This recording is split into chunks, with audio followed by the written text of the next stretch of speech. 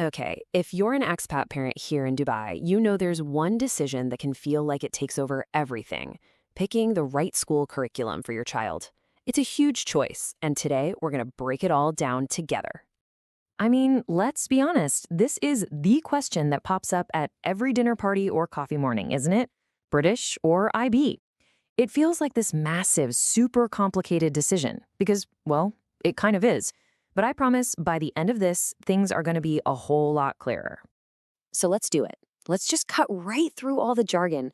We're going to demystify everything from EYFS to PYP and give you the simple, straightforward info you need to figure out which path is the best fit for your family.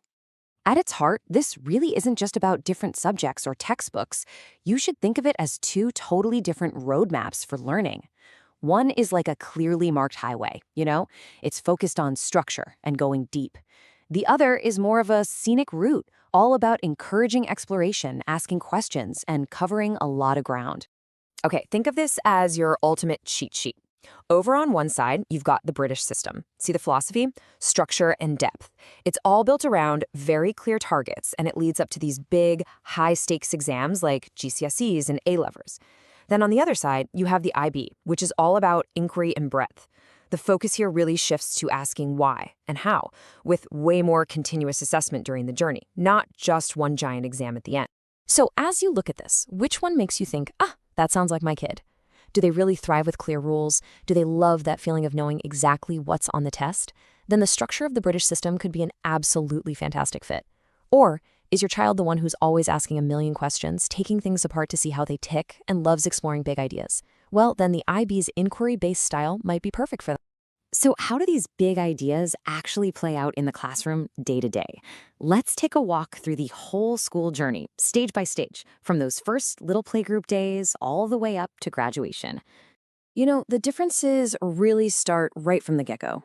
In the British system's early years, or EYFS, you'll see an early focus on more formal learning, especially with things like structured phonics to get them reading. Meanwhile, over in the IB's primary years program, or PYP, it's much more play-based. It's less about cracking open textbooks and way more about hands-on projects, all driven by what the students themselves are curious about. All right, now this is a big one. Age 16 is where the paths really, truly start to diverge. In the British curriculum, students face the huge pressure of GCSEs. These exams are a massive deal, and they basically decide which subjects they can specialize in. But in the IB's middle years program, the pressure is different. It's more spread out. It comes through ongoing assessments, big projects, and coursework. And, crucially, students keep studying a wide range of subjects. And this slide really nails the final result of that split. For their last 2 years of school, A-level students go incredibly deep into just 3 or maybe 4 subjects that they're really passionate about. That's why people call it the gold standard for getting into UK universities. IB diploma students, on the other hand, have to keep things broad. They're studying 6 subjects across different fields, which makes sure they keep a solid foundation in everything from math and science to languages. So to put the British system in a nutshell, what are its strengths?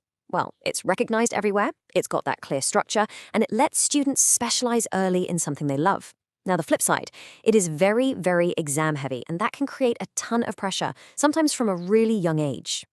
And what about the IB? Well, it gets tons of praise for creating these really well-rounded global citizens who have amazing research and thinking skills that universities just love. The main challenges? That heavy workload is no joke. It's driven by huge projects like the extended essay and other requirements. And some parents feel that the primary school reports, which talk more about how a child learns, can feel a bit vague compared to the hard numbers to get in the British system. But what if you didn't have to make a strict either-or choice? Here in Dubai, something really interesting has started to happen. A unique hybrid model that a lot of the top schools are now using. People often describe it as giving kids structured foundations with a global finish. Think about it for a second. Top schools like GES, Arabian Ranches, and Repton use the British curriculum all the way up to the GCSEs at age 16. So you get that really strong, structured academic base. Then, for the final 2 years, they switch over to the IB diploma. It's a really powerful combination, especially for a global city like Dubai, because it prepares kids for pretty much any university anywhere in the world. Okay, we've covered the philosophies, we've walked through the pathways.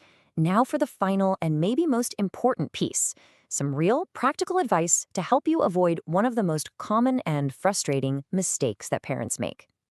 So, what is it? What's the number one biggest pitfall for parents who are navigating all this for the very first time? Well, it's something incredibly simple, but believe me, it causes a massive amount of confusion when you're trying to apply to schools. It's the terminology trap. Seriously, if you remember just one thing from all of this, let it be this simple rule. For the exact same age, the British Systems Year Group is always one number higher than the IB or American system. So a 5-year-old is in year 1 at a British school, but they're in KG2 at an IB school. Just knowing this one little fact will save you a world of headaches when you're filling out all those application forms. So at the end of the day, after all the research, all the school tours, and all the dinner party debates, the decision really boils down to this one simple question. Is your child a specialist, someone who would absolutely thrive by diving deep into their favorite subjects? Or are they an explorer who would just light up on a broader, more inquiry-led journey? There is no single right answer, of course, but hopefully you now feel a lot more confident and ready to find the right path for your family.